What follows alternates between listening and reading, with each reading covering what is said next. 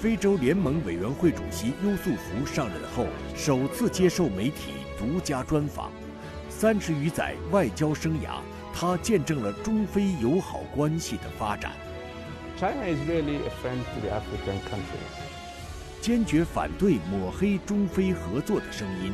他说 They are wrong because when others were not, interested in developing the infrastructure on the continent, assisting, the African continent on the very important sectors, China take the step forward and help us.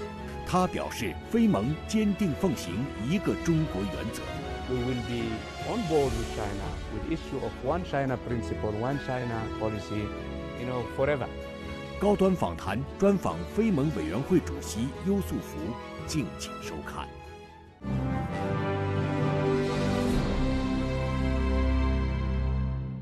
关注国际焦点，洞察世界风云。大家好，欢迎来到本期的高端访谈，我是邹韵。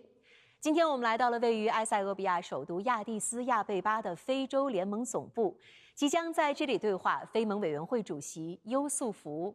2026年是中非开启外交关系70周年，也是中非人文交流年。那么，非盟作为代表全体非洲国家利益的区域组织，将如何借此机会加强中非两大文明的交流互鉴，与中国携手推进现代化发展呢？在复杂多变的国际格局当中，非盟又将如何带领成员国凝聚共识，在全球治理当中发出响亮的声音？今天我们一起在对话中寻找答案。在埃塞俄比亚亚的斯亚贝巴，非洲联盟总部大楼巍然矗立，成为非洲一体化与中非友谊的标志性地标。这座由中国援建的建筑集现代设计与非洲元素于一体。大楼内的曼德拉厅是非盟重大外交活动的核心场所，见证着非洲凝聚共识的每一刻。Wow, it's like United Nations, but it's more renovated. It can take, I think, up to 2,000 people with the all. To 2,000 people. Yeah. Where do you usually sit? In the middle there, up there.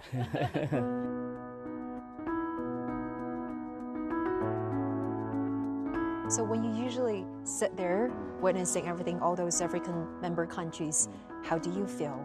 It's a sense of pride, a sense of, challenging, or... A sense of responsibility. You can be proud when you finish your mission, not before. Mr. Chairperson, thank you so much for having us here at the headquarters of African Union. It's really great to have this opportunity to talk to you. To begin with, could you please help us understand, since we're here, what AU is about, its mandates, as well as its major responsibilities? Thank you for having me on this interview first. Welcome to the African Union headquarters. Thank you. The African Union is a continental organization. It has been established in 1963 by our forefathers after the independence era from the colonial powers. At that time, it was called the Organization of African Unity. And then in 2002, it has evolved to the African Union with a new charter. It has 55 member countries. We do have what we call Agenda 2063, which is our framework, treaties, protocols, agreements, through which we are trying to implement our objectives, which is by 2063 to reach the Africa we want, which is the Africa integrated, peaceful, and prosperous. And China has attached great importance and significance to developing relations with AU as well as African countries. And since 2013, Chinese President Xi Jinping has sent congratulatory letters to the AU summit for 13 consecutive years. So how do you assess this great significance, great importance of China's leadership place on China-Africa cooperation as well as AU partnership? We feel that the kind of relationship that the African continent has with China is based on mutual interest, respect, and also mutual understanding. This is something very important for the African member countries of the African Union. because we feel that the era of hegemonic, kind of relationship, the era of dominance has, ended up in the decolonization of our countries. So the African Union member countries have always been looking for that kind of partnership and relationship. And we found it with China. China, over the past 30 years, has been a miracle of development, a very inspiring showcase for all of us.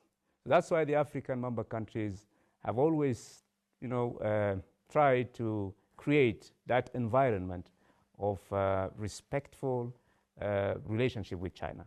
That's why President Xi launched this One Belt, One Road initiative in 2013. Yes. And then other initiatives follow, the initiatives for mediation, and most recently, the Global Initiative for Governance. That's right. These are frameworks through which the African countries find their interest in. And that's why yesterday I repeated to Minister Wang Yi that the African Union will support the GGI initiative as we supported other initiatives and also the platform that is called FOCAC. For 26 years, this platform has been very constructive, very helpful for both parties. That's why the African Union member countries have been attending all the sessions, and the last one was in 2024.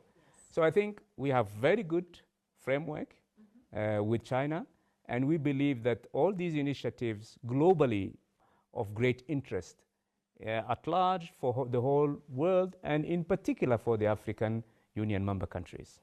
Mr. Chairperson, you just talked about in 2024, FOCAC, the Beijing summit of FOCAC was successfully held. At that time, actually, you were in Beijing attending this forum as a foreign minister of Djibouti. So now as the chairperson of AUC, how do you read into implementing the outcomes of the summit into the betterment of the people of both China and Africa? For the past 26 years, I have been attending all FOCAC meetings because I've been in diplomacy now for more than 3 decades. And I think that this is a continuity of the way we make our relationship, Africa-China relationship, evolve. And at each stage, there is a particular sector for interest. We have been building our partnership on infrastructure development for many years. China have been investing in our energy infrastructure, road, railway, etc., ports, logistics, etc. And then we moved to energy development, grids, and so on and so forth. Now we're focusing on peoples-to-peoples relationship. Yes. We need to see the impact of all those investments for so many years. We need to see it in the well-being of our peoples. China has been achieving, miracle figures in terms of uplifting millions of peoples, out of poverty. We need to replicate that on the continent. We need to see hundreds of millions of Africans, be uplifted and extracted from poverty. We are not saying that we will be able to copy the Chinese model, but what we are saying is that we will inspire ourselves, and take, advantage of the whole success story that you have been achieving, in China. I think this is also the core message President Xi has been sending to African leaders. He keeps saying for the past, 10 to 15 years, he keeps saying, let us, work together to exchange on the best practices that we had and brings, prosperity and peace and stability for all peoples. And it's very important also that we look into the 15th five-year Chinese plan, because this is, a framework that will also help us to understand what is the best path towards achieving those goals. We have on our continent what you call the second 10-year plan. Right. In the framework of 2063 How agenda. do you see the enhanced alignment between the two from your perspective? That's what we are looking for. We are looking for creating that sense of alignment between these two plans, and bridging, the gaps, or building bridges between these two, plans will help us certainly to put the right diagnosis on the problems that we have. And also promoting trade between China and Africa on a balanced way, And last year, China has announced zero tariff access to exports of all the products from all the 53 African countries with which it has diplomatic relations. How do you interpret the significance of this move in helping or supporting Africa to move forward its trade facilitation and drive its modernization and industrialization? Let me start by really being grateful to China. When other countries are imposing tariffs and sanctions on the continent, China is opening its heart and doors for the African member countries. So you know your friends when you are in need. A friend in need is a friend indeed. Mm-hmm. So China is really a friend to the African countries. And this is the best illustration of that friendship. 2026年是中非开启外交关系70周年。1月8日，站在新的历史起点，2026年中非人文交流年开幕式在位于埃塞俄比亚首都亚的斯亚贝巴的非盟总部举行。习近平主席向开幕式致贺信指出，希望双方以人文交流年为契机，赓续传统友好，加强文明互鉴，促进28亿多中非人民心相通、情共融、力同聚，为全球南方团结应对全球性挑战、推动构建人类命运共同体做出新的中非贡献。Well, Chairperson Yusuf, you were there at the opening ceremony and listening to this congratulatory messages from President Xi. So how do you read into the significance of President Xi's messages, and what is your vision in further promoting and advancing the cultural and people-to-people exchanges between our two sides? Let me say that we, first of all, thank and congratulate President Xi Jinping for this initiative of making of this year, 2026, the year of partnership between the people of China and peoples of Africa. We believe that in this continent, if we want to succeed in what we are trying to do in Agenda 2063 objectives, it should be people-centered. So I think this concept of creating those bridges between the Chinese people and the African peoples is really an existential issue, because at the end of the day, our political action is in the best interest for the well-being of our people. So we welcome this idea. We have been privileged to host this event here. I think it's really a launching pad for a very rich year of exchanges between our two peoples. So it's really high time that we really focus now on this issue properly and activate all the mechanisms that we have. And thank you for China for bringing this to the table of the African Union. And some narratives also labeled this cooperation between China and Africa as debt trap diplomacy or even new colonialism. How do you assess these claims? They are wrong. They are wrong because when others were not, interested in developing the infrastructure on the continent, assisting, the African continent on very important sectors, China take the step forward and help us. So all the criticism around China, creating a backyard for itself on the continent or putting African countries on a debt trap, that's their words. Yes. And also creating a new kind of hegemonic policy, hegemonic relationship on the African continent. We don't believe in that. We believe we are judging, from deeds and what China is doing for the continent. So these deeds, actions, activities, achievements, speaks for themselves. They don't need, we don't need to give more explanations. Read into the lines. Yes. Look for yourself. And that explanation, is sufficient just to respond to those criticisms. Mr. Spokesperson, let's talk a little bit about the development of AU, because you've spoken about your vision of an integrated, peaceful Africa that is the best place for Africans to live rather than rushing to countries where they end up suffering. How do you plan to align your vision together with Agenda 2063, which is the key strategic compass, as well as the long-term roadmap for development of AU? We have three very important axes on which we would like to create the conditions of African development.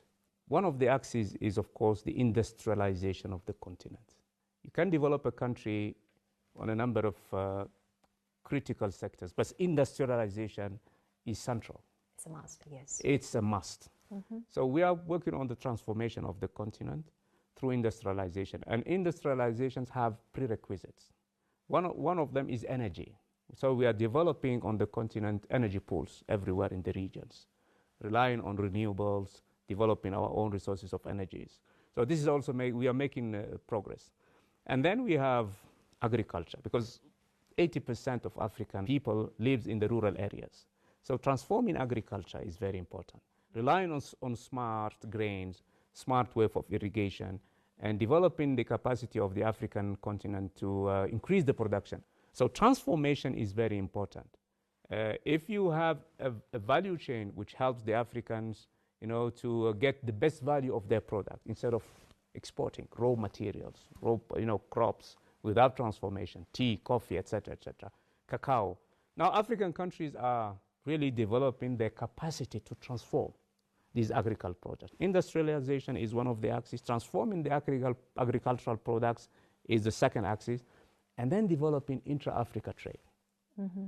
When nations are trading, there is peace between nations and stability. When nations are trading, they are becoming richer. And if intra-Africa trade, which was very, in terms of figure, the first 10 years of the plan, of the Agenda 2063 plan, was very low. Less than 50% was achieved. No, even less. Very challenging. Yeah, so we are working on how best we can, increase the intra-Africa trade figures. And we're doing it through mechanisms and strategies that we have put in place. One of the mechanisms is the African Continental Free Trade Area. This treaty has been signed, implemented since 2017, and then it has mechanisms inside it. The certificate of origin, the compensation and payments mechanism, etc., etc. This is the third axis. These are the three axes on which we are developing our strategy, our communication, our works on the ground. And back in 2023, the G20 has accepted AU as a full member, with China being the very first major power to clearly and unequivocally support this membership. So how do you see this membership has helped to enhance the representation of the organization in representing the interests of African countries on the global stage? The G20 is a platform. So when decisions are made for Africa, we need to have our say in those decisions.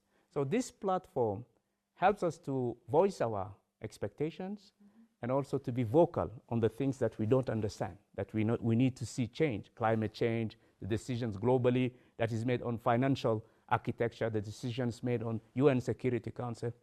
Today, in a world that is filled with challenges and uncertainties, what is especially crucial for African countries to speak in unison as one voice of Africa, Mr. Chairperson? Africa is 55 countries. You see, it's a powerful leverage that we have there.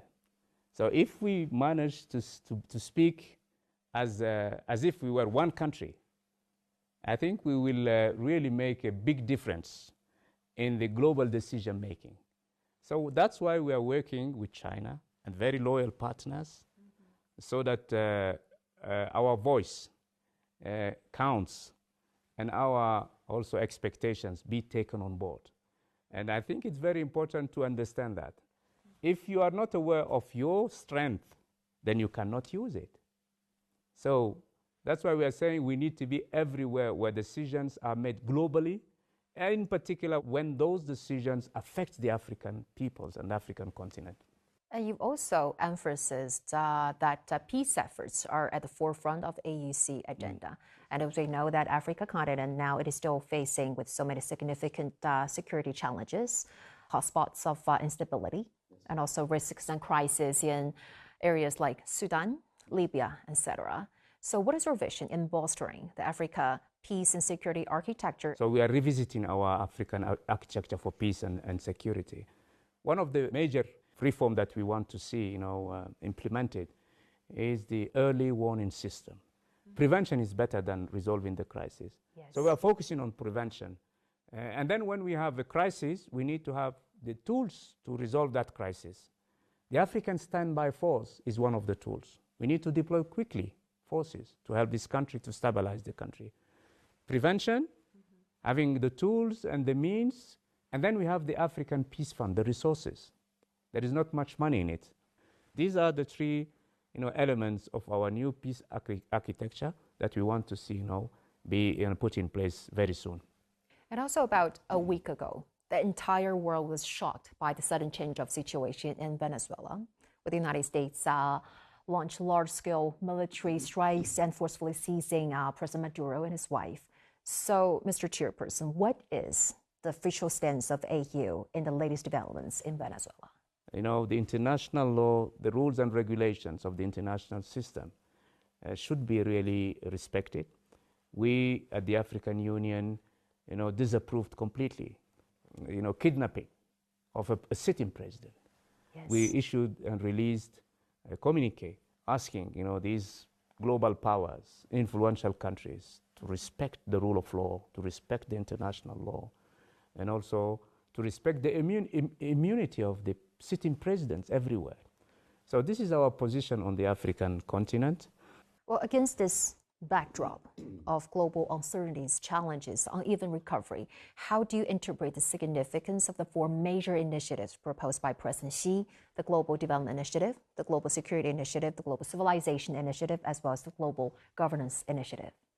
It's very important that a country, global superpower, takes that lead. And I'm sure that so many countries in the global south will support it. Now, it's not a competitive issue. It's not a competition between the Western world and the global south. We don't want to place this relationship between the south and the north on the basis of rivalry, competition, that could be detrimental to our global interest. Mm-hmm. We need to save the multilateral system, and this is a new initiative proposed by President Xi. So we need to build on the basis of this initiative a new system. This is the African Union position. You've met with President Xi a couple of times. The first time, I believe, was back in 2009, and then in different occasions. So what is your impression of President Xi as a leader? He's a leader. He's a global leader. Mm-hmm. I met him even before he becomes president, yes, when he was vice president. Yes. And he has, what it takes to be a leader, a global leader. The development he achieved in China speaks for himself, for him. And I think that this is the illustration of real leadership. Leaderships oriented for the well-being of the people, the country, and also a leadership with take on board the expectations of neighbors and others throughout the world. That's leadership, and we appreciate that. What is the stance of AUC on upholding the One China principle, and what is your take on some of the attempts by certain countries to interfere with China's Taiwan question? This issue of One China principle is something that we share and adhere to because we live the same thing on the continent. I think Chinese border, are also as sacred as the African countries' borders. That's why we believe in One China principle, One China, because we don't support the idea of secessionists, regions, and most recently, Somaliland was one of the most recent cases in the African continent. So that's why we believe that in serving and supporting the One China policy, the One China principle, we are helping ourselves on the continent because we are living the same challenge. So that's why we will be on board with China with the issue of One China principle, One China policy, forever. Chairperson Yusuf, you are the longest-serving foreign minister of Djibouti from 2005 to 2025. That's about 2 decades. So now shifting from serving the foreign policy of a single country to now leading a continental body with over 50 stakeholders, member states. What are the biggest differences and how has your multilateral diplomacy helped you to adjust to this new position? I moved from a comfort zone to a very challenging position. In what way? So many work, many crises, and it's a continental job. It's not something, just restricted to a country. So it's very tough. If I can serve more people, from this position of our continent and throughout the world, and I think I will be very much, honored to do it. And I think it's a very interesting position, very tough and challenging. I don't sleep much. Travel a lot. Don't have time for family. But that's, a challenge. And I accept it to, shoulder it. And let's hope that I will try to do this, this responsibility the best I can. This year marks the 70th anniversary of diplomatic relations between China and Africa. So looking forward, what is your outlook on this relation? Very optimistic. I'm very optimistic. I'm a good friend to China for so many years, and I know we will help each other to make this relationship even grow better. So we will work to make this relationship grow fast. Finally, the Chinese Spring Festival, the Year of the Horse, is coming up in February. Could you please share your wishes to our Chinese audiences through our shows? Happy New Year to all our Chinese friends. I know that in a month now you will be celebrating the new year. This year is the horse year. Yes. So I wish all the best to the Chinese friends and people. Thank you so much for the good wishes. And Mr. Chairperson, also thank you so much for this great interview and for sharing with us your very insightful views. Greatly appreciate it. Thank you very much for having me on this platform.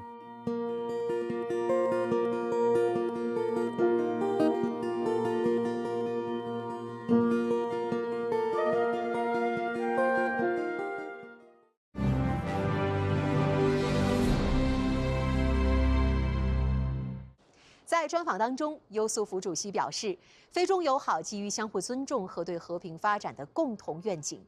中国是非洲可以完全信赖和倚重的伙伴。